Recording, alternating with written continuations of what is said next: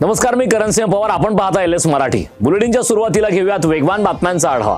जिथे निकाल लागेल तिथे महायुती जिंकणार, सर्व महापालिकांवर हिंदुत्व विचारांचा महापौर दिसणार, असं विधान नितेश राणेंनी केलं. उद्या नगरपंचायत आणि नगरपरिषदांची मतमोजणी होणार आहे. या निमित्ताने भाजपचे प्रदेश सचिव महेश जाधव यांनी उद्या सर्वाधिक जागा महायुती सरकारच्याच निवडून येतील असा विश्वास व्यक्त केला.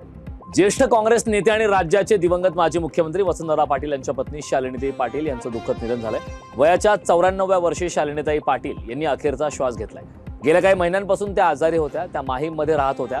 राहत्या घरीच त्यांचं निधन झालंय. साताऱ्यातील कोरेगाव तालुक्यातील मूळ गावी त्यांच्यावर अंत्यसंस्कार केले जाणार आहे. कोल्हापूरच्या उंच गावात भीषण अपघात झालाय. या भीषण दुर्घटनेत दुचाकीस्वाराचा जागीच मृत्यू झालाय.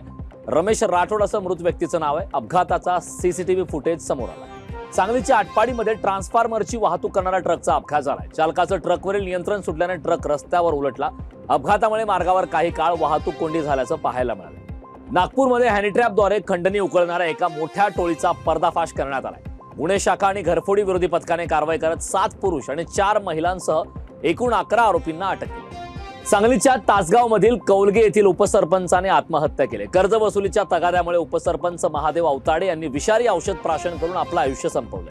बुलढाणा जिल्ह्याच्या जळगाव जामोद तालुक्यातील मागासवर्गीय विद्यार्थ्यांना शिक्षण सोयीस्कर होण्याकरिता डॉक्टर बाबासाहेब आंबेडकर मागासवर्गीय मुलांचं शासकीय वसतिगृह निर्माण करण्यात आलंय. परंतु येथील विद्यार्थ्यांना अनेक समस्यांचा सामना करावा लागत असून कंपनी आणि गृहपालाच्या नियोजन शून्य कारभारामुळे येथील विद्यार्थी हे गेल्या 3 दिवसांपासून उपाशी असल्याचं वास्तव समोर आलंय.